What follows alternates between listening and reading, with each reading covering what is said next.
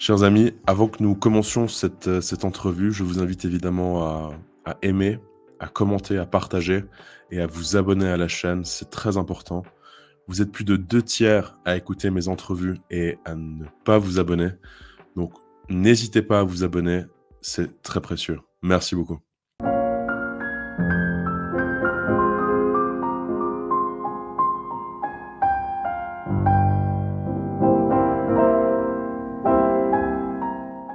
Bonjour à tous et bienvenue dans cette nouvelle entrevue. Nous sommes aujourd'hui avec Thibaut Kerlirzin.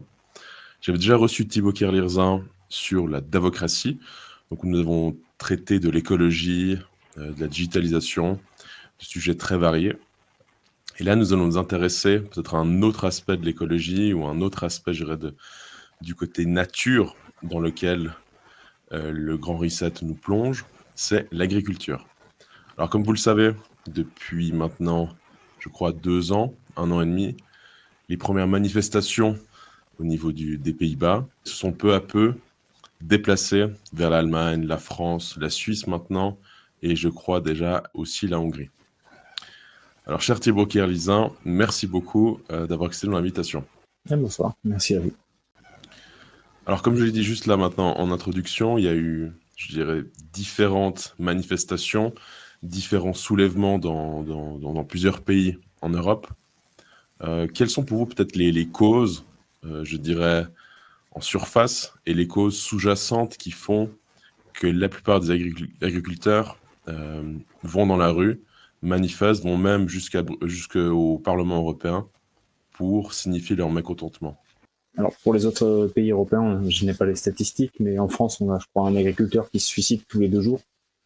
Donc je pense que ça suffit à expliquer le ras-le-bol. Il y a la concurrence de la grande distribution, il y a les produits achetés à perte, il y a les normes en veux-tu, en voilà, qui les écrasent complètement. Il y a enfin tout le déroulé de l'agenda 2030. Il y a le fait qu'ils vendent à perte leurs produits, ils se font un peu persécuter, enfin, ils sont persécutés. Donc il y a un ras-le-bol général. Il y en a qui n'arrivent plus à remplir les assiettes, ils s'en sortent plus, quoi. C'est des gens qui nous nourrissent, mais ils n'arrivent plus à s'en sortir pour vivre. Donc à un moment, puis là, je crois que c'était quelque chose avec le gaz, comment on disait, c'était l'essence, je sais plus. Le gazole, le Quelques gasoil? semaines, mais ouais, c'est ça.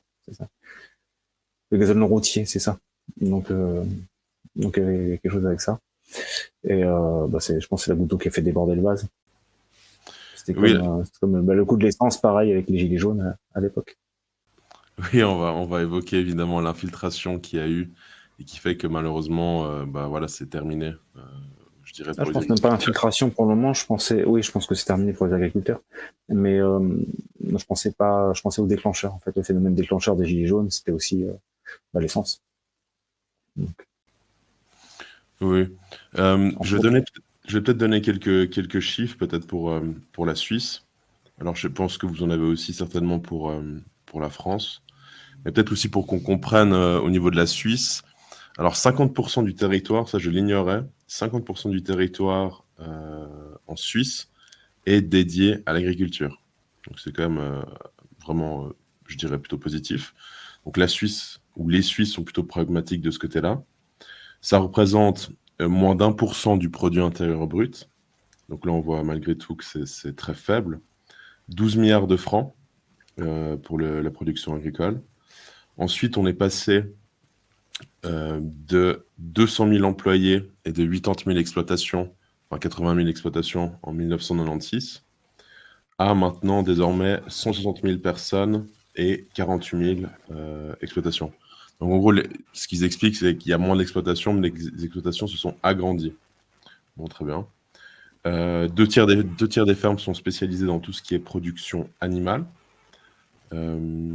Donc, bon, très bien. Donc, on voit aussi l'importance, je dirais, en Suisse de la vache. Je pense, contrairement à la France, mais en Suisse, il n'est pas possible d'avoir du lait, de consommer du lait qui n'est pas suisse. Donc là, il y a un protectionnisme qui est mis en place. Alors que de souvenir, lorsque je vais en France, il y a du lait de partout un peu. Encore un dernier point, en Suisse, la part des surfaces dédiées à l'agriculture biologique est presque 2 fois plus importante que la moyenne des pays européens. Donc ça, c'est une chose bien. Et les contributions de l'agriculture ne sont pas uniquement d'ordre économique. Le secteur agricole exploite environ la moitié de la surface totale du pays et contribue ainsi à la préservation des ressources naturelles et du paysage rural. Voilà. Or, je pense que la Suisse n'est pas non plus épargnée par l'agenda 2030, ni par, je vois qu'il y a l'horizon 2035 notamment. Je pense que ça aussi, vous le savez, on va peut-être aussi l'aborder, mais l'agriculture en Suisse, ou l'Union suisse des paysans suisses, est en train en fait de mettre en place, je dirais, une nouvelle politique au niveau de l'agriculture qu'elle va étaler jusqu'en 2035, puisqu'évidemment, il y a un réchauffement climatique et donc il faut adapter les cultures. Donc là, selon l'Union suisse des paysans, la sécheresse est au cœur de ces travaux. Pour que la culture des champs en Suisse soit davantage résiliente au climat et maintienne son potentiel de production, il est nécessaire d'associer toute une série de mesures. Donc là, on voit évidemment encore une fois le point. Et peut-être Non, j'ajoute un ça dernier peut point. prendre Après, le j'ajoute. narratif partout. Oui, oui, exactement. Et j'ajoute un dernier point, et après, évidemment, je vous cède la parole, mais ça, je pense que c'est important de le dire dès les premières minutes. Mhm. Donc, à l'écran, je vous mettrai l'ouvrage du révérend père Fahy sur l'Église et l'agriculture.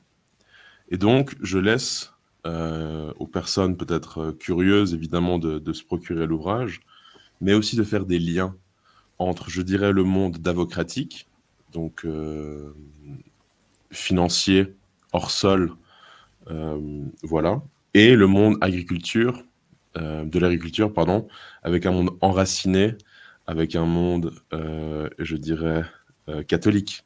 Donc je dirais que la finance est anticatholique tout autant que l'agriculture et la paysannerie est catholique. Donc là, c'était un peu les points que je voulais vous donner. Alors, qu'est-ce que ça vous évoque tout cela, cher Thibaut Kerlisin, avec évidemment le même piège qui est présent partout, hein, même en Suisse. De toute façon, la Suisse accueille Davos, donc pour moi déjà, c'est déjà plié de ce côté-là. Euh, et moi, je me suis pas, en fait, je me concentre pas trop sur tous ces chiffres. Je cherche plutôt ce qui se passe dans les coulisses, c'est-à-dire, bah voilà, quels sont les derniers plans, qu'est-ce qui nous est promis, par qui ça nous est promis, et voilà, qu'est-ce qui est contenu dedans. Euh, donc j'avais regardé, j'en avais déjà parlé sur Radio Courtoisie, mais j'étais tombé sur un article du forum de Davos qui datait du 14 janvier et qui parlait d'une initiative qui s'appelle 100 millions d'agriculteurs, qui la mettait en avant. Et donc 100 millions d'agriculteurs, cette initiative, il y a un rapport qui a été fait, que Davos avait fait avec un grand cabinet de conseil qui s'appelle Bain Company. Et j'en avais déjà parlé à l'époque. Je vais redonner deux trois points saillants qu'il y avait dessus. Et donc le sous-titre c'était à l'époque déjà modèle disruptif pour financer une innovation durable. Donc c'était comment soutenir et travailler aux côtés des agriculteurs en mettant l'accent sur l'accélération de l'adoption des voies de l'agriculture régénérative. Donc bon, il disait en fait, en fin de compte, pour résumer le rapport, il disait bon bah il faut qu'on incite à dérisquer le secteur, comme ça va attirer des capitaux publics et privés, mais à chaque fois qu'il y a le coût des capitaux publics et privés, c'est le privé qui prend le dessus, en fin de compte, puisqu'ils ont beaucoup plus de capitaux. Je veux dire, BlackRock et Vanguard ont largement plus de capitaux mobilisables que n'importe quel pays européen. Donc c'est une mise du privé sur ce secteur-là. C'est une mise financière, évidemment, puisqu'il y a beaucoup de points financiers qui sont abordés. Et ils sont assez. Alors ils disent clairement, ils disent oui, on sait très bien que ça va être difficile pour les agriculteurs, ça va les appauvrir. Et c'est pour ça que nous, on va arriver derrière pour filer le coup de main pour la transition. Mais en fait, on va créer une espèce de dépendance, une espèce de seigneurie où on va prêter, puis ensuite il faudra sûrement rembourser. Mais ça, c'est même pas dit dans les petits caractères, mais l'idée est là. C'est vraiment, on est vraiment sur vous ne posséderez plus rien, vous serez heureux. C'est-à-dire c'est le capital privé qui va apporter directement sa manne. Et puis derrière, enfin en mode sauf cause vert, bah, il y aura les agriculteurs qui pourront bénéficier de cette aide pour leur transition, mais ensuite ils seront dépendants parce qu'ils font rembourser ou qu'ils devront suivre le cahier des charges, si vous voulez. Et c'est un cahier des charges qui est complètement agenda 2030 pour le coup, c'est-à-dire avec une progressive réduction de la production, des normes encore plus dures, puisqu'il y a comme des chiffres qui sont récurrents, qui sont affichés. C'est-à-dire, ils disent par exemple, je vous citais, les systèmes alimentaires représentaient plus de 30% des émissions mondiales de gaz à effet de serre euh, en 2020, plus de 80% de la déforestation des zones tropicales et de la perte de biodiversité, et 70% de prélèvements mondiaux d'eau douce, souvent dans des bassins fluviaux et des réserves d'eau souterraines déjà soumis à des contraintes. Voilà. Et puis il disait, bon bah, pour pallier tout ça, on va devoir apporter entre 300 et 350 milliards de dollars par an jusqu'à 2030. Et ce qui est intéressant, c'est que le business est vraiment présent puisqu'il mentionnait un retour sur investissement attendu multiplié par 15 par rapport à la situation initiale. Donc vous avez un petit peu vous avez un petit peu déjà le décor qui est planté à ce niveau-là. Et ça, c'est un rapport récent. Et bah, j'ai farfouillé un petit peu plus quand même dernièrement. Et j'ai regardé qui avait écrit l'article en question, qui menait vers les 100 millions d'agriculteurs. Je vais vous retrouver le nom, puisqu'elle s'appelle, je crois qu'elle s'appelle Tania, je vais vous dire ça. C'est Tania Strauss. Et ce qui est intéressant, c'est que en fait, elle est responsable des questions d'alimentation et d'eau pour le forum de Davos directement. Si vous allez sur son compte LinkedIn, vous voyez déjà le post. Et vous avez une petite précision de plus sur le compte LinkedIn par rapport à l'article, c'est qu'en fait, elle pilote une initiative que vous connaissez peut-être qui s'appelle la First Movers Coalition. Mais là, c'est First Movers Coalition for Food. Et au début, je me suis dit, mais je connais ce nom. Et en fait, avec Gregor Van der Recken, on avait écrit un article en juin 2022. On avait regardé le forum de Davos, édition 2022. Et la First Movers Coalition, elle était vachement présente. Et elle était arrivée avec, peut-être pas quantitatif, mais niveau qualitatif. En fait, il y a vraiment quelque chose on voyait que c'est vraiment une grosse initiative. Et ça avait été présenté à l'époque par John Kerry. Donc, avec d'autres gros bonnets. Hein. Il y avait Gates pour la fondation Gates, il y avait des gens de Google, il y avait des gens vraiment de très grandes entreprises. Et l'idée de la First Movers Coalition qui avait été montée avec Davos à présenter à la COP26. Donc c'est la COP sur les changements climatiques. Il y a 3 COP, on oublie souvent de le dire, mais il y a la COP sur la désertification, il y a eu la COP sur la biodiversité, et celles qui sont les plus avancées, ce sont les COP sur les changements climatiques. La COP 21, par exemple, c'était COP sur les changements climatiques. Et donc cette First Movers Coalition a été montée à la COP26 et elle a été étendue au cours de Davos 2022. Et à cette époque-là, elle comptait 55 entreprises, mais des grandes entreprises. Je vais vous donner quelques noms après. Et aujourd'hui, on est à 96 organisations un an et demi plus tard. Donc vous voyez, ça monte vraiment quoi. Et il y a plusieurs secteurs dans la First Movers Coalition, puisque leur but, eux, j'ai oublié de le préciser, c'est en fait d'amener sur le marché des technologies pour lutter contre le changement climatique. Et c'est un peu comme le partenariat de la Commission européenne, von der Leyen, avec Bill Gates. C'est une initiative qu'a créée Bill Gates qui s'appelle Breakthrough Energy, mais la branche s'appelle Catalyst. Et l'idée, c'est de mettre vraiment du pognon pour mettre sur le marché des technologies pour le net zéro à horizon 2050. Et là, les First Movers Coalition, c'est un petit peu la même chose en fait. C'est des opportunités business, mais qui s'adossent au narratif climatique. Et vous avez plusieurs secteurs dedans. Vous avez donc l'aluminium, l'aviation, le retrait du carbone, enfin, la capture ou le retrait de CO2, le ciment, le transport maritime, quoi, l'acier, et puis les transports routiers par contre. Vous avez vraiment des grosses entreprises dedans. Vous avez Amazon, vous avez General Motors, vous avez Vattenfall, vous avez FedEx. Il y a aussi des cabinets de conseil, c'est marrant. Vous avez Deloitte, vous avez le Boston Consulting Group, des gens comme ça. Vous avez Microsoft, vous avez Salesforce. Salesforce est peut-être un peu moins connu, mais chez nous, mais c'est peut-être le directeur fondateur de Salesforce, Marc Benioff, il est au conseil d'administration du forum de Davos. Et en fait, la First Movers Coalition for Food, c'est exactement la même chose, sauf qu'ils étendent cette fois l'agriculture. Donc ils ont fait un espèce de livret de 2 pages qui est sorti en octobre 2023. Et l'idée, ils disent, on reprend les mêmes, mais cette fois, on l'applique au domaine agricole.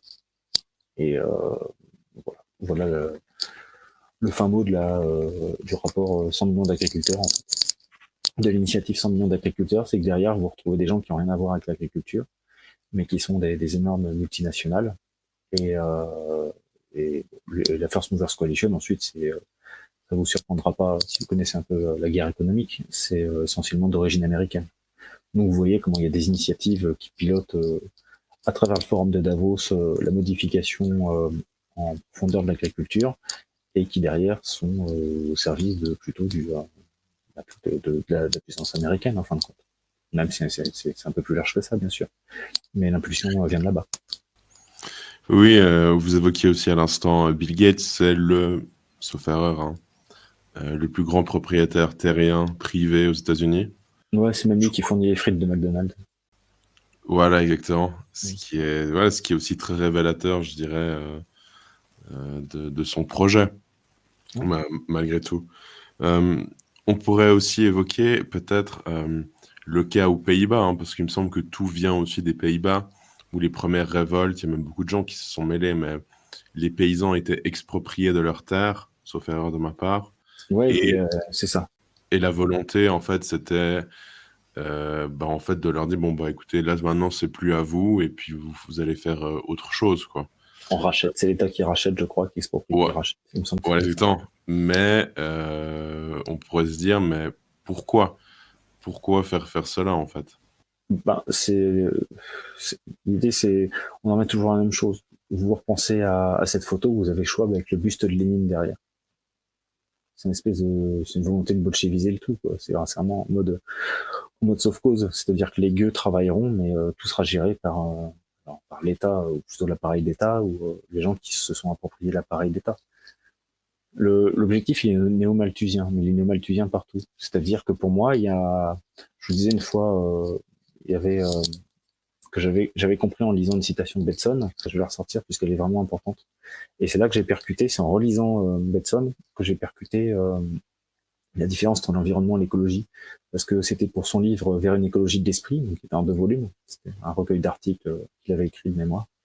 Et il disait les questions que soulève ce livre sont bien des questions écologiques. Comment les idées agissent-elles les unes sur les autres? Y a-t-il une sorte de sélection naturelle qui détermine la survivance de certaines idées et l'extinction ou la mort de certaines autres?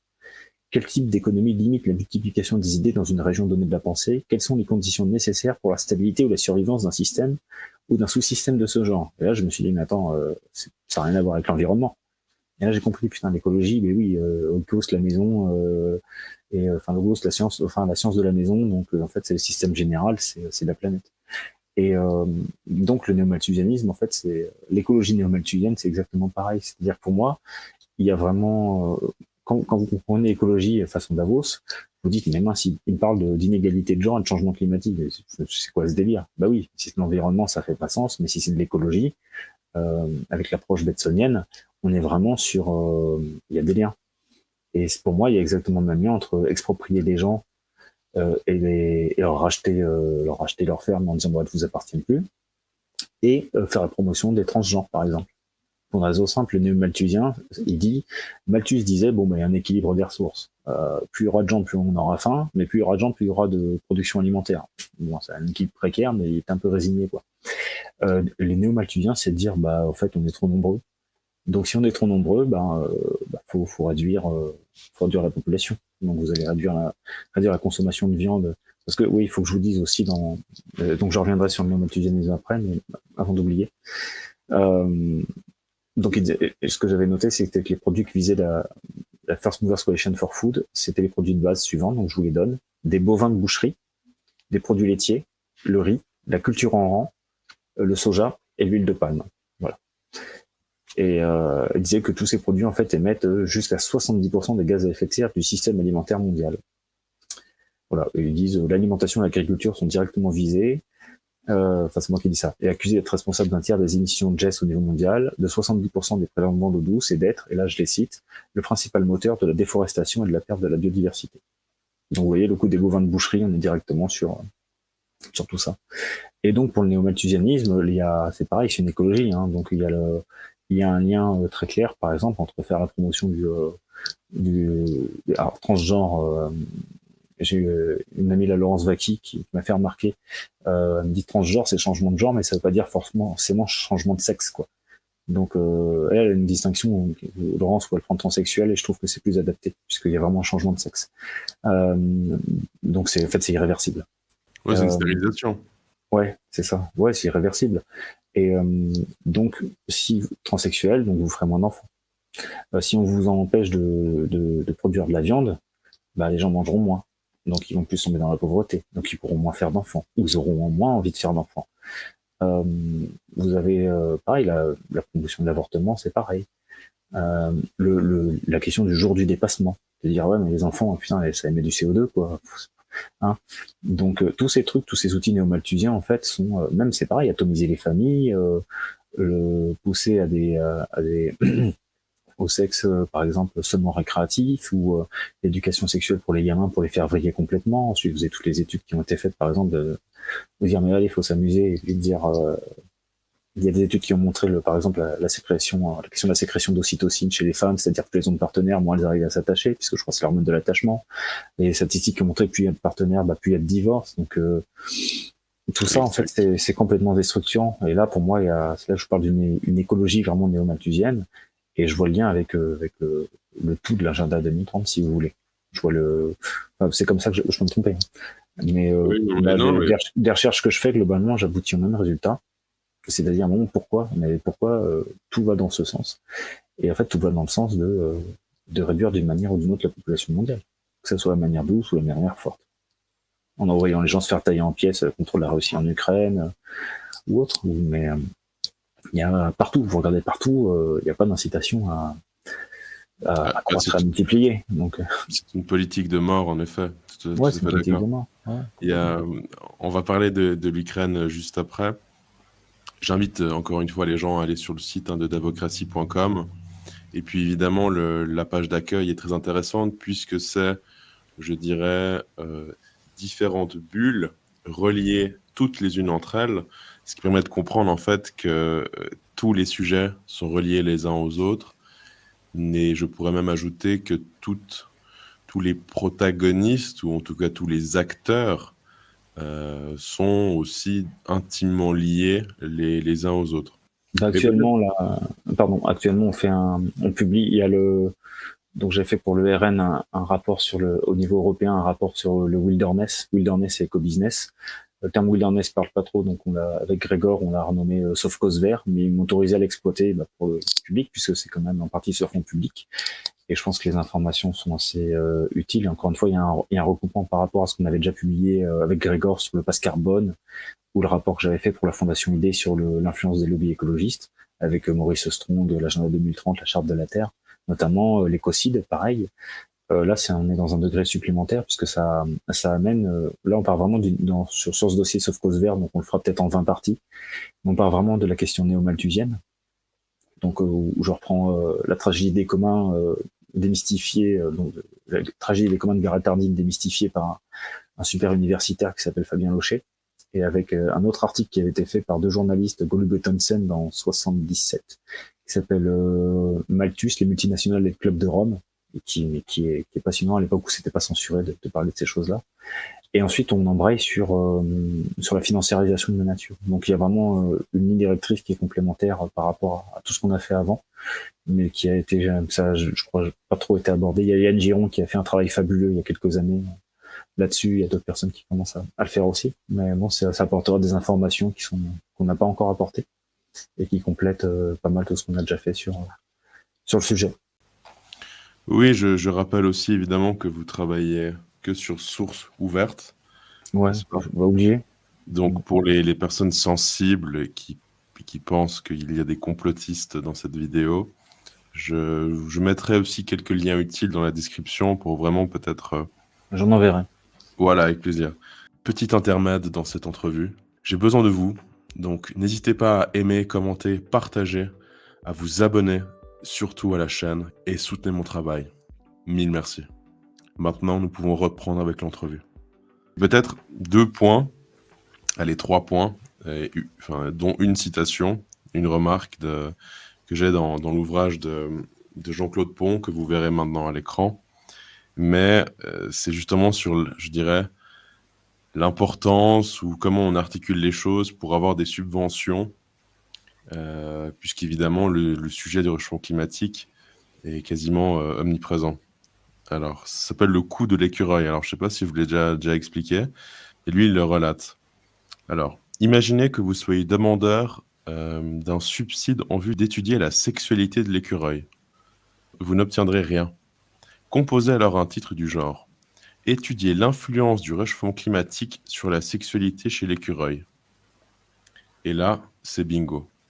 Donc en gros, on voit évidemment comme quoi comment un sujet, je dirais, inintéressant, la sexualité chez l'écureuil, bon, ça peut intéresser peut-être quelques personnes, mais bon.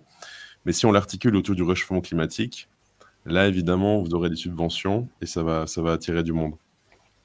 Je l'avais mis aussi sur mon canal Telegram, je ne sais pas si on en a déjà parlé, mais en France, c'était ce qui était dit en substance. En France, il y a plus de foyers qui ont des animaux de compagnie que des enfants. Mais justement, ils sont en train de regarder pour éventuellement mettre une taxe sur les animaux de compagnie. Pour évidemment limiter, puisqu'un animal de compagnie, je crois un chien de taille moyenne, consomme autant qu'un véhicule pendant X années, au niveau de l'émission du CO2. Donc on voit déjà bien aussi dans quelle direction on va. Souvenons-nous du rhume 21 où on tuait les chiens dans la rue parce qu'ils étaient éventuellement porteurs du rhume. Donc voilà, je pense que ça arrivera. Nous aurons bientôt des croquettes véganes pour les chiens. Plus le droit de manger du cru, donc c'est du barf pour ceux qui ont les animaux de compagnie. Ou sinon, ils devront payer des taxes extrêmement importantes. Pour donner aussi un autre exemple, en Suisse maintenant, et s'il y a des Suisses qui nous écoutent, ou peut-être en France, je ne sais pas si c'est déjà le cas, mais il m'arrive d'aller à la déchetterie. Et en fait, dès que j'arrive à la déchetterie, maintenant, j'ai une carte. Je scanne au portique d'entrée. Et dès que j'arrive en fait au niveau du portail, ça va peser ma voiture, donc 1500 kilos, voilà environ. Je jette mes cartons, je jette ce que j'ai à jeter, et je suis pesé en sortant. Ce qui fait que déjà, en fait, ils sont en train de mesurer quelle quantité de déchets je consomme chaque année. Et au-delà de 1 tonne, ce qui est apparemment beaucoup, je ne sais pas, mais au-delà d'1 tonne, voilà, on paye des frais supplémentaires. Donc, ils sont déjà en train en Suisse en tout cas, de taxer la consommation au niveau des déchets. Alors, je ne sais pas si j'ai été clair, mais voilà, il y a même aussi un système pour peser si vous avez une voiture avec une remorque, par exemple. Donc, pour les personnes qui ont un grand jardin, par exemple, et qui tondent le gazon de manière fréquente, bon, voilà, ils devront faire attention à ne pas dépasser 1 tonne. Et ça a été mis en place par la Confédération. Dans ma commune, ça a été fait, je sais pas, assez récemment. Dans le canton où je suis, c'est apparemment déjà partout le cas. Donc voilà, voilà, on voit bien dans quelle direction, je dirais, le système va. Pourtant, le modèle suisse est tellement vanté par certains en France. Oui, on salue Pierre-Yves Rougeron, Idriss Aberkane, Charles Gave, qui d'autre Ah, ils le encore? font? Ah, ok. Philippe Erlin aussi, qui vante la démocratie en Suisse. Alors peut-être, on va peut-être partir sur un autre point. J'avais oublié un point. Vous permettez que je l'évoque? Oui, bien sûr, je vous en prie. Parce qu'il me semble il fait le lien avec tout le reste. L'argument qu'utilise Davos aussi, c'est une éco... et ça c'est récurrent et voilà, je m'en veux un peu de l'avoir oublié il y a quelques minutes parce que je le vois marqué partout maintenant. C'est une agriculture qui s'inscrive dans les limites planétaires. C'est un autre concept dont on avait parlé déjà avec Grégor. Les limites planétaires, mais je vous redonnerai l'article qu'on a fait sur Davocratie sur le sujet. C'est un concept qui est vraiment omniprésent maintenant dans les coulisses. Avec le Club de Rome. Le Club de Rome, pareil, là j'en ai pas parlé, c'est pas le sujet.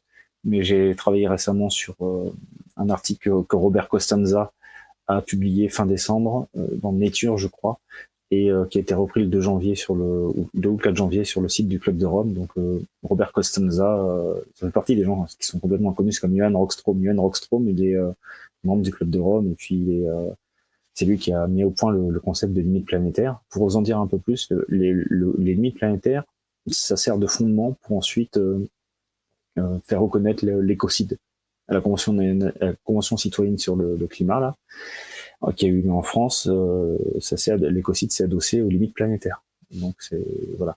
Et Robert Costanza, dont je vous parlais, on en parlera dans quelques jours sur Davocratie, puisque c'est lui, c'est lui qui, le premier, en 97, a évalué au niveau mondial combien vaut la nature, ce qu'ils appellent le capital naturel. Parce que vous savez ce qu'on appelait les premiers congrès sur le wilderness, il y a le 12e qui aura lieu cet été d'ailleurs, en août, là, juillet-août. Et je crois que c'était déjà durant le premier, en 1977, ils se sont dit, ils essayaient d'évaluer de manière négative. En fait, en négative, voilà, la destruction de l'environnement, elle coûte de temps. Ça coûte de temps. C'est pas bête. Mais Costanza, ce qu'il a fait en 97, il a évalué à combien valaient en fait tous les services, ce qu'on appelle les services écosystémiques, les services qu'on appelle aujourd'hui les services de la nature à l'homme. C'est-à-dire, les récifs coralliens, ça rapporte tant, la mangrove, ça rapporte tant, au niveau de biodiversité, c'est tant, les poissons, c'est tant, le renouvellement de la faune et de la flore, c'est tant, tel truc qui permet ensuite de créer des médicaments à partir des plantes, ça vaut tant, le bien-être, le tourisme et tout, ça vaut tant. Il en a fait tout un truc. Je me rappelle plus le chiffre exact, donc je dirai pas de bêtises. Mais aujourd'hui, il l'a réévalué en 2014 à partir de données de 2011, et ça chiffre en trillions de dollars, c'est-à-dire des milliers de milliards de dollars. On mettra le chiffre sur Davocratie, mais je l'ai plus en tête là tout de suite, donc je peux pas dire de bêtises. Mais voilà. Donc voilà qui est Costanza. Et Costanza, là, au début janvier, il a dit, il parlait de quelque chose qui s'appelle Beyond Growth. Beyond Growth, c'était une conférence qui a eu lieu en mai 2023 au Parlement européen, avec le Club de Rome, impulsé par le Club de Rome, avec Roberta Metsola, von der Leyen qui ont fait des discours, aidé avec des eurodéputés, par des eurodéputés, pardon. Et c'était un clin d'œil à Limits to Growth, donc le rapport du Club de Rome de 72 qui a lancé l'écologie politique, on va dire comme ça. Et Beyond Growth, donc aller au-delà de la croissance, il proposait encore d'autres trucs.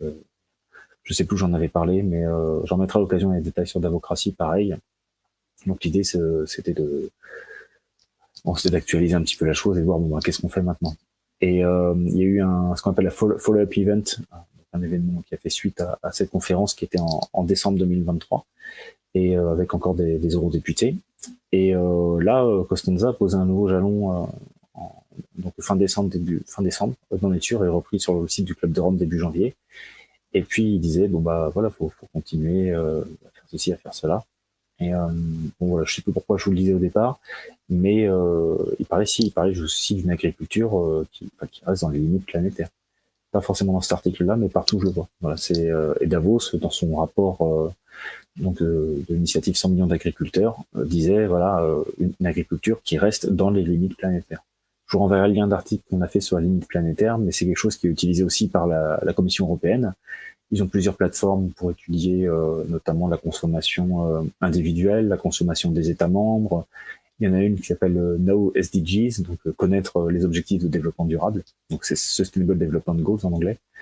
Et ils ont une autre la Consumption Footprint Platform, quelque chose comme ça, et qui pareil prend les limites planétaires. Donc c'est quelque chose qui est omniprésent dans les coulisses, pas connu du grand public, mais c'est un concept qui est vraiment très prégnant. Et depuis je crois que c'est depuis l'été dernier, Johan Rockström a fait un nouvel article, et avec un nouveau concept. Ce sont plus les limites planétaires, mais les limites du système Terre, ou un truc comme ça. Et il donnait d'autres éléments. Il faudra que j'actualise ça parce que je l'ai fait pour les clients, mais je crois pas que j'ai publié sur Davocratie, mais ça mériterait de porter à la connaissance du public. Mais en fait, vous avez, pour comprendre où ils veulent nous emmener, il y a ça. Vous voyez les révoltes, donc les tracteurs qui font des actions, très bien. Mais en coulisses, voilà ce qui se prépare. Vous avez la mainmise du privé qui va se renforcer. Vous avez toute la financiarisation, vous avez la transformation en soft cost vert, et vous avez l'institutionnalisation progressive du concept des limites planétaires, qui est même lié au concept d'écocide. On est vraiment dans un nouveau panthéisme, dans la religion de Gaïa. C'est assez incroyable, je trouve, comme les choses s'articulent aussi à ça. Alors, moi qui ai plutôt des sympathies complètement païennes, en fait, c'est quelque chose qui a rien à voir avec qu'on peut entendre par. Alors le paganisme, c'est l'extra-abrahamisme en fait, hein. Mais avec les religions, plus les religions ancestrales, qui avaient oui en effet un côté plus proche de la nature, ça n'a rien à voir. Les anciennes religions, même vous prenez chez les Amérindiens, c'est nous appartenons à la terre. Ces gens-là, c'est la terre nous appartient. C'est pas du tout la même chose en fait. C'est complètement. Je ne peux pas trop employer le terme de satanisme, mais c'est ça, c'est complètement satanique à ce niveau-là. C'est-à-dire que c'est complètement inversé par rapport au paradigme ancestral, là. Donc oui, c'est un espèce de, mais c'est comme ça que, si vous voulez, ils s'en sont plutôt bien sortis avec la charte de la Terre. Pareil, ils ont la force de Maurice Strong donc c'était avec Steven Rockefeller, avec Mikhail Gorbatchev et avec d'autres personnes. Ils se sont dit bon bah voilà, on va faire une espèce de truc œcuménique et qui rassemble tout le monde. Vous avez l'idée, bah voilà, on répare, donc ça fait penser à la Tikkun Olam juive, on va réparer le monde. Vous avez l'espèce de vœu d'égalité universelle, de fraternité universelle qu'on peut retrouver chez les chrétiens. Vous avez espèce de ce que vous appelez le gaïanisme qu'on peut retrouver chez les païens. Vous avez des aspects orientaux qui ont ramené des spiritualités un peu plus orientales, New Age. En fait, ils ont réussi à mélanger le tout c'est de la pure ingénierie sociale. C'est pour ça que je disais dans un article de géopolitique profonde, j'avais mis, c'était une charte pour tous ces gouvernés, pour tous nous gouverner dans les ténèbres au milieu. Cette espèce d'anneau de Gigès du Seigneur des Anneaux, qui arrive à regrouper sous une même bannière des religions hétéroclites, mais qui se recoupent sur des principes peu ou prou universels, pour ensuite les instrumentaliser et puis les manipuler. Vous voyez qu'il y a pas mal de peuples indigènes qui se sont fait happer par les Nations Unies. Et des gens qui sont aussi de vraies nations indiennes, mais pas en mode pipeau commercial avec des plumes ou tout ça, mais des gens de vraies nations. Je me rappelle, il y a Diani Waou, par exemple, qui a écrit un livre Sagesse amérindienne, qui est une vraie de vraie chez les Cherokees. Pareil, il me semble que sa fondation est liée aux Nations Unies, et pourtant c'est une vraie de vraie, quoi. Donc, vous avez Wallace Black Elk, qui était un des hommes de médecine Lakota de référence. C'est pareil, il avait fait un livre qui s'appelle La leçon indienne, un livre d'entretien. Bon, ok, il était interrogé par Paco Rabanne, d'accord, mais le livre il était super bon, quoi. Et c'est pareil, il était sur la même chose, sur le même narratif par rapport au changement climatique ou autre. Donc ils ont réussi à ramener des gens qui sont des gens mais 200% sincères et qui sont vraiment des personnalités de référence dans leur domaine spirituel et à les rallier au grand narratif, quoi. Est-ce que vous avez vu ou est-ce que vous pensez qu'il y a un lien éventuellement, je dirais, avec ce qui se passe en Ukraine, puisque l'Ukraine est aussi un grand fournisseur de céréales pour l'Europe, Oui, notamment en Suisse, tout ce qui est avoine, son d'avoine, ce genre de choses. Je sais qu'il y a beaucoup de sons d'avoine et de différentes céréales qui viennent d'Ukraine. Est-ce que pour vous, je dirais que c'est évidemment probablement pas la cause première, mais je dirais que c'est une des conséquences, je dirais, qui arrange le système, en tout cas dans la configuration actuelle, pour aussi avoir son impact sur l'agriculture. il y a le business juteux de la reconstruction, ensuite de la captation des ressources. Et alors, ce qu'on nous avait appris à l'école de guerre économique, il y avait eu, je crois, une spéculation à l'époque pré-révolutionnaire française. Je ne sais plus comment c'était appelé cette opération de spéculation, donc de la part de l'Angleterre, donc je ne vais pas leur dire, qui avait permis, je crois, de créer une espèce de semi-famine artificielle. C'est dans mes souvenirs, ça remonte à une dizaine d'années déjà, donc je ne vais pas dire de bêtises, mais le fait d'avoir la mainmise sur la production agricole ukrainienne, ça permettrait de reproduire un petit peu de telles conditions, quoi, je pense. Et que je sache, c'est déjà sous la houlette de pas mal de grands groupes privés. Je sais plus si c'est BlackRock ou Vanguard, mais qui aura déjà une bonne partie du stock ukrainien. Mais encore une fois, ça c'est faut que je revérifie, parce que des fois je vois passer des articles, je me dis tiens, je reverrai ça, je le remets de côté, je le garde en tête, et je ne suis pas revenu dessus. Peut-être vous avez des infos, mais Alors, après, là, je viens juste de voir, parce qu'en effet, moi, j'avais vu des extraits sur X, où il y avait une réunion avec justement Zelensky et différents dirigeants, pardon. Donc là, j'ai un lien du consultor.fr, engagé par Volodymyr Zelensky depuis novembre. BlackRock a rapidement été rejoint par JP Morgan, investisseur historique en Ukraine. La banque américaine a en effet aidé le pays à rembourser plus de 25 milliards de dollars de dette souveraine depuis 2010 et à restructurer sa dette à hauteur de 20 milliards en 2022. Et puis là, il y a un article du Figaro. Les investisseurs sont prêts à inonder l'Ukraine, affirme le patron de BlackRock. Les besoins financiers pour la reconstruction et l'aide au pays seraient de 750 milliards de dollars d'après l'homme d'affaires américain. Donc, en effet, hein, c'est vrai que c'est très intéressant, je trouve, comment les choses s'articulent, comment les choses se recomposent, je dirais, peu à peu. Le donnant-donnant sur l'annulation de dette, c'est intéressant. Il y a eu ça aux Seychelles aussi. Les Seychelles, c'était en 2017 ou 2018, ont été le premier coin à refuser, enfin à accepter de faire annuler sa dette en l'échange de la création d'une aire marine protégée sous le patronage d'une coalition d'ONG qui était menée par par The Nature Conservancy. Et The Nature Conservancy et puis leur partenaire, ils avaient réussi à lever, je crois, 21 millions de dollars pour faire annuler une partie de la dette des Seychelles. Donc, ouais, ils ont abandonné un pan de leur souveraineté maritime, puisque le business océanique, c'est aussi un business extraordinaire. Je vous renvoie encore à Yann Giron. Jusqu'à la fin de mes jours, j'enverrai Yann Giron. C'est le meilleur dans le domaine. Et le livre de Catherine Le Gall aussi, qui s'appelle L'imposture océanique. Ensuite, vous avez Nathalie Rose, vous avez Mathilde Jonot aussi. Océan, la voie des invisibles. Ça, j'enverrai toujours à ces travaux excellents.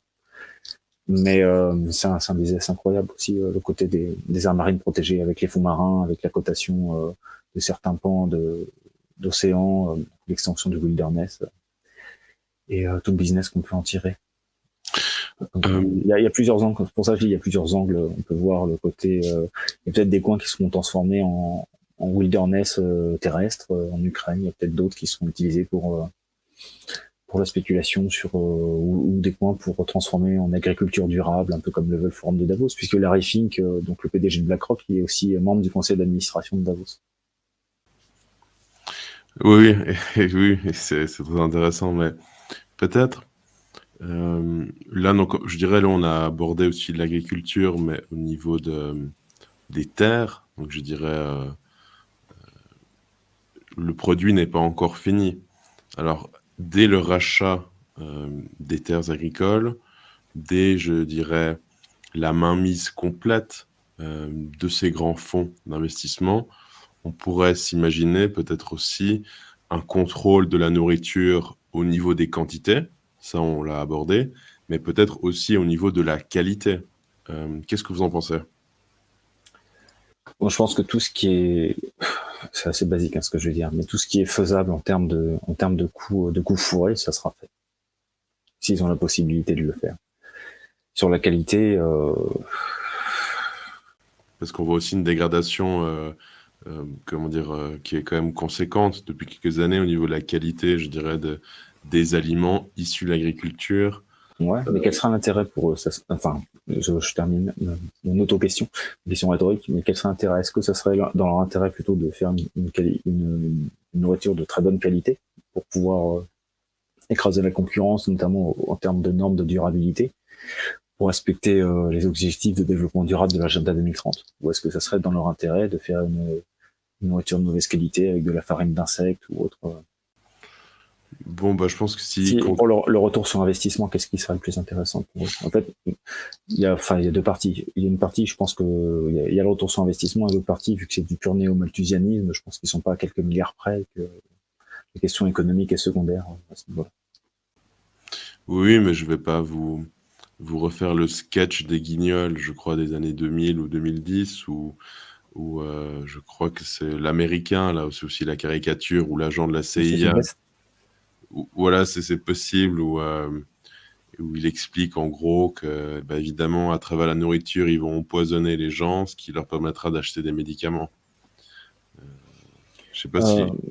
voilà, après, moi, je suis pas un fan des Guignols, mais il semble que c'est un épisode qui est très connu, qui va dans ce sens. Ça fait sens. Pfizer a investi pour racheter une grosse entreprise pharma qui fait des médicaments contre les AVC ou des choses, enfin des soins post-AVC ou quelque chose comme ça. J'avais vu. Je m'en rappelle plus.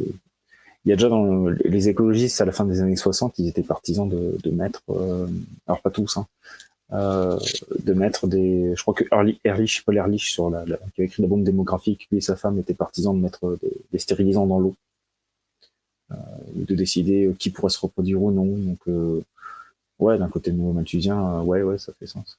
Ensuite, voilà, on est en train de spéculer, j'ai pas d'idée de ce qu'ils font. J'aime bien, je suis un chiant avec le temps là-dessus, mais j'aime bien vraiment m'appuyer sur des faits. Je peux faire un peu de spéculation sur ce qu'ils pourront faire. Vraiment, je vous dis tous les Oui, oui. fourrés qu'ils pourront faire, ils les feront. Bah là, par exemple, pour juste comme ça, on ferme cette parenthèse où eux, on leur permet de boucler la boucle. Mais notamment un article que j'ai sous les yeux et que je mettrai à l'écran de Europe 1. Cancer, Pfizer débourse 43 milliards de dollars pour Ouais, c'est ça. la biotech Sigan. Et puis là, juste là, j'ai fait 2 clics. Hein, je suis pas. C'est pas les AVC, c'était le cancer. Ok. Voilà, je suis pas allé sur un site incroyable. C'est l'express.fr. Lien entre vaccin anti-Covid et cancer. Nous, cancérologues, réfutons cette théorie. Bon, très bien, évidemment. Mais c'est malgré tout très intéressant de voir encore une fois comment il est facile, si on veut le voir, de relier certains points et de tirer certaines conclusions. Après, évidemment, là, on a fait peut-être 2-3 spéculations. Restons-en aux faits, toujours aux faits. Mais bon, comme vous l'avez dit, tout ce qui pourra être fait sera fait. Moi, je crois que le principal truc, c'est que ça permettra aussi de générer de l'inflation et de forcer les gens à réduire drastiquement leur niveau de vie à nouveau. Parce que l'idée, c'est qu'on ait de moins en moins de possibilités de bouffer, qu'on aille petit à petit vers le ticket de rationnement, d'une manière ou d'une autre. Oui, bon, on voit bien la dialectique, je dirais, ou le storytelling au niveau de la consommation de viande, puisque les pets de vache seraient responsables des émissions de CO2 et donc faut prendre cette théorie du complot. Ouais. Et donc il faut réduire la consommation de viande pour préserver la planète. C'est toujours la même chose et malheureusement les gens iront à l'abattoir. Peut-être un dernier point, comment essayer de modestement résister, hein. Je crois que vous avez déjà un peu posé cette question la première fois, mais quels sont peut-être vous les premiers réflexes que vous avez au niveau de votre analyse pour ne pas tomber dans certains pièges ou peut-être avoir un premier frein pour se dire ah oui, là peut-être là il y a quelques raisons de se méfier, par exemple. Alors sur les pistes qu'on peut laisser faire, par exemple, les pistes d'action, je dirais pas grand-chose parce que je pense que les pistes légales sont destinées à échouer. Et donc il reste que les pistes non légales, mais si je suis pas moi-même prêt à le faire ou à assumer ou à faire ce que je dis et faire ce que je ne dis pas quoi. Genre faudrait faire ci, faudrait faire ça, mais moi j'y serais pas. Donc je n'irai pas sur ce terrain-là parce que ce serait pas correct. Peut-être tout simplement retourner à la terre, que les personnes. Bah oui, mais quand l'agenda 2030 viendra vous écraser, il dira bah ouais, mais ta terre elle doit être normée comme ci, elle doit être normée comme ça, on doit réduire ton espace, tu vas devoir faire ci, ta consommation d'électricité, tu pourras plus. Tu retournes à la terre, c'est bien, tu vas pouvoir arroser tes plantes, mais on va mettre déjà une taxe sur ton eau et l'eau elle va être tellement chère que tu pourras plus l'utiliser. Est-ce qu'elle est filtrée, elle est microfiltrée? T'es sûr qu'elle est assez énorme? T'as refait ton tuyau, t'as vérifié et puis l'embout c'est le bon. Enfin, je veux dire. Petit à petit, il peut y avoir de plus en plus de choses. Aussi loin que vous puissiez aller, si l'État veut vous trouver, il vous trouvera. Donc, typiquement, un potager, c'est plus possible. Enfin, un moyen court terme, avoir son propre potager, ce serait quelque chose de compliqué, selon vous. Non, oui, c'est déjà sur les rails en France, ouais, rendre les choses un peu plus difficiles. Ouais, je pense que ce sera de plus en plus dur. Ensuite, moi vraiment, à chaque fois je fais le rabat-joie, mais c'est juste que je suis pas en mode film hollywoodien, quoi. Donc, il y a un adversaire, c'est même pas un adversaire c'est respectable. Mais un ennemi qui veut votre mort, en fait, il vous écoute pas si vous si vous envoyez du lisier sur une préfecture dans un autre pays, quoi. Il vous écoute si vous êtes devant sa porte avec les fourches. C'est malheureusement comme ça que ça marche. Et même, je pense que ça suffira pas, puisque vous prenez Schwab. Schwab, c'est quelqu'un de puissant, mais il est puissant parce qu'on lui laisse avoir cette puissance, qu'on lui a donné cette puissance. C'est le disciple de Kissinger et puis de Maurice Strong. Mais au-dessus de lui, et déjà, c'est un majordome de luxe pour moi, Schwab. Donc si c'est plus lui, ce sera quelqu'un d'autre. Et puis l'agenda avancera aussi. C'est pour ça, il y en a qui ont l'illusion de faiblesse du système. Non, il y a peut-être certains échelons qui sont faibles. Mais c'est comme une toile d'araignée. S'il y a des spirales qui sont détruites, bah, l'araignée, elle ira sur d'autres spirales où elle tissera à nouveau sa toile. Donc il y a une force de frappe qu'on peut difficilement imaginer en face. En termes d'ingénierie sociale, en termes militaires, en termes de géo-ingénierie, c'est pareil sur les armes militaires. Je prends un exemple. Vous voyez qui c'est, José Delgado? Oui, il me semble qu'on avait Ouais. déjà parlé, première entrevue Ok. qu'on a fait ensemble. Et je radote un peu, mais je vais radoter. Et dans les années 70, déjà, il arrivait à arriver un tour en pleine charge en lui envoyant des ondes radio. Et ça, on le sait. Il avait écrit aussi un livre qui s'appelle, je crois, Le conditionnement du cerveau de la liberté de l'esprit, quelque chose comme ça que j'avais lu, qui est passionnant. Mais on se dit, attends, le mec, donc c'était quand même pas très secret ce qu'il fait. C'était dans les années 70. Donc si ça c'était à moitié semi-public, imaginez en technologie militaire ce qui se faisait déjà dans les années 70. Et si avec des ondes radio, il arrivait à arrêter quelqu'un comme ça dans les années 70, imaginez 50 ans plus tard, mais plus de 50 ans plus tard, la puissance militaire qu'il y a sur divers types d'armes ou autres. Ensuite, on est complètement atomisé. Je pense que l'ingénierie sociale a globalement réussi, c'est-à-dire les familles sont fragmentées, les gens sont fragmentés à tout point de vue d'ailleurs. C'est des mecs on s'applique un peu à nous-mêmes du MK Ultra, quoi. On est complètement fragmentés. Les familles sont détruites. Les gens ont faim, mais les gens ne voient toujours pas. Je fais le vieux râleur, mais je pense qu'à terme, le projet anthropologiquement n'est pas viable. Leur projet n'est pas viable anthropologiquement. Ouais, Donc à un moment, je suis pas sûr que ça triomphe. Mais s'il y a le renversement et qu'on prend le dessus, ça sera, je pense, dans plusieurs décennies. Ensuite, si on reprend moi j'aime bien le titre de Pierre Hillard, d'un de ses vieux livres, qui disait La marche irrésistible du nouvel ordre mondial. Pour moi, le terme le plus important, c'est irrésistible. Et on voit que décennie après décennie, siècle après siècle, en fait, oui, il y a eu des avancées, des reculs, mais fondamentalement, est-ce qu'on va vers plus de centralisation? Oui. Est-ce qu'on va vers plus d'abdication des libertés? Oui. Est-ce qu'on va vers plus de surveillance? Oui. Et on voit que depuis les siècles, bataille après bataille, les peuples ont perdu. Alors les peuples, ça peut être local, ça peut être national, ce que vous voulez, mais sont fait de plus en plus alignés, bouffer leur culture, et on arrive à un centralisme qui est complètement croissant. En tout cas, c'est l'approche que j'en ai. Donc sur les pistes, je suis moi, je dis toujours fait, c'est pour ça que j'ai mis ça sur Twitter, je mets toujours fait ce que doit advienne que pour. Faites ce que vous estimez avoir à faire pour protéger les vôtres, pour créer même un clan. Il y a ce nombre, on en a peut-être déjà parlé la première fois, je vais radoter encore, c'était le nombre de Dunbar qui vous parle peut-être. Et donc c'était une étude scientifique qui avait déterminé qu'on pouvait avoir 148, alors ils avaient dit 150, mais je crois que ce chiffre c'était 148 connaissances vraiment soudées ou développées dans sa vie. Et à partir du moment où, au-delà de ce chiffre, on en avait une autre, et ben il y en a une ancienne qui était laissée de côté. C'était pour dire que sur le plan cognitif, le cerveau pouvait gérer à peu près 150 personnes, ce qui est globalement la taille d'un petit village ou la taille d'un bon clan, ou ce qui fait sens, quoi. Ensuite, vous pouvez créer des clans, des coalitions de clans, des choses comme ça dans le réel, quoi. Et mais faut réussir à les créer, faut pas vous faire infiltrer, faut créer des clans qui soient structurés. Parce qu'il y a un peu de romantisme, on se dit on va avoir un retour à la terre, mais j'ai l'impression que c'est un petit peu un fantasme d'urbain. Parce qu'une fois qu'on est dans les pieds dedans, on se dit ah bah merde, c'est ça le retour à la terre. Être à la vache toute la journée, du matin au soir, sans se faire d'argent, dans le froid, partout. Enfin, attention au romantisme aussi. Voilà, je suis peut-être un peu éparpillé dans ma réponse, mais en tout cas, ce sont des Non, éléments qui me mais viennent. peut-être moi, si je m'ajouterais modestement deux choses.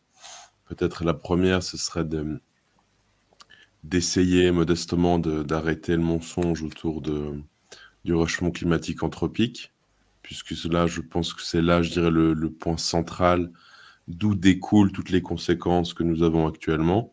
ce qui permet évidemment, comme je l'ai dit au début, la réadaptation ou réorganisation de l'agriculture en Suisse en partant du principe qu'il y a un changement climatique, et donc tout découle de là. Et à titre personnel, évidemment, pour moi, c'est le retour au catholicisme, au Christ roi. Donc ça, pour moi, c'est aussi une solution. Donc la vérité. Donc vraiment s'attacher à la vérité et être curieux. Je pense que notre époque déteste et la vérité et les gens curieux. Et je pense que l'époque a beaucoup de raisons de vous détester, cher Thibaut Kerliersin. À moi, je suis personne, donc moi, je pense que Non, non, mais au voilà. vu au Mais, travail que vous faites, justement, d'être curieux et puis de rassembler toutes les choses, de faire des liens, c'est très précieux comme travail. ouais, mais par contre, ce que vous avez dit aussi, puisque c'est une petite marque d'optimisme, c'est vrai qu'il y a des, et ça, moi, je vois toujours le verre à moitié vide, hein, c'est mon boulot de consultant, mais c'est vrai qu'il y a une vraie, il y a des petits changements qui s'opèrent en termes de guerre de l'information quand même sur le narratif climatique, sur le narratif Covid, sur le narratif climatique. Alors ensuite, attention aux effets de bulle avec Twitter ou compagnie. Mais même sur le narratif climatique, il y a vraiment, vous avez des études qui sortent, il y a tant de prix Nobel, tant de scientifiques qui disent qu'en fait, il n'y a pas d'urgence climatique. Donc ça sort en effet ça sort de plus en plus. Voilà. Ensuite, l'intérêt, ouais, les taux se resserrent, mais s'ils se resserrent trop, ils balanceront une bonne guerre mondiale comme ils sont en train d'essayer de le faire, histoire qu'on regarde un petit peu ailleurs. Comme ça, c'est toujours fait. Ensuite, sur la foi, ça me semble une bonne chose. Le seul élément où où j'appelle à faire attention sur la foi. Alors, vous parlez du Christ roi. Vous avez compris que c'est évidemment pas ma spiritualité, mais ce qui m'intéresse, là où les gens peuvent se retrouver, comme ils se sont retrouvés dans la charte de la terre, c'est sans être grandiloquent, c'est la recherche du bien, du beau et du vrai, quoi. Donc, moi, j'ai évidemment une spiritualité qui est beaucoup plus païenne, mais ça sera notre approche, mais les valeurs seront les mêmes. C'est en tout cas l'ennemi il est commun. Et c'est pour ça qu'il y a même certains côtés où, malgré les différences de spiritualité, avant j'aurais été beaucoup plus radical sur ces choses-là, j'aurais été beaucoup plus clanique. Mais s'il y a des alliances qui doivent se faire, qu'elles soient intéressées ou même désintéressées, hein, au niveau humain, avec d'autres religions temporairement, pour combattre l'ennemi, je pense cet ennemi-là est beaucoup trop dangereux pour qu'on fasse pas ces alliances. Écoutez, cher Thibaut Kerlezin, mille merci encore une fois d'avoir accepté l'invitation. J'espère Merci à vous. que les personnes ont pu comprendre malgré tout un peu tous les enjeux, une vision globale aussi de l'agriculture. Je remettrai encore une fois à l'écran le site internet de Thibaut Kerlezin, donc davocratie.com. Aussi, c'est le mien, mais c'est aussi celui de Grégor Van Der Ecken. Oui, oui, si Grégor nous regarde, évidemment, je ne voulais pas du tout le mettre de côté. Non, bien sûr. Mais Grégorovic et puis évidemment Thibaut Kerlezin. Je mettrai aussi peut-être quelques références au niveau de quelques ouvrages, peut-être qui peuvent intéresser le public pour contrer les mensonges du réchauffement climatique anthropique. Et puis je crois que c'est tout. Si vous avez aimé cette vidéo, n'hésitez pas à la commenter, à la partager, à vous abonner. Et on se voit très vite pour une prochaine entrevue. À bientôt. Chers amis, comme vous le savez, j'ai ouvert mon espace Patreon et l'espace Rejoindre sur YouTube. Donc vous y découvrirez de nombreuses entrevues, notamment avec l'Abbé Rioux, Pierre Hillard, Monsieur K, Lounès Darbois et d'autres. Donc participez, vous aussi, au renouveau de la civilisation catholique, au combat contre-révolutionnaire et soutenez la vraie dissidence. Mille merci de vos soutiens et à très vite.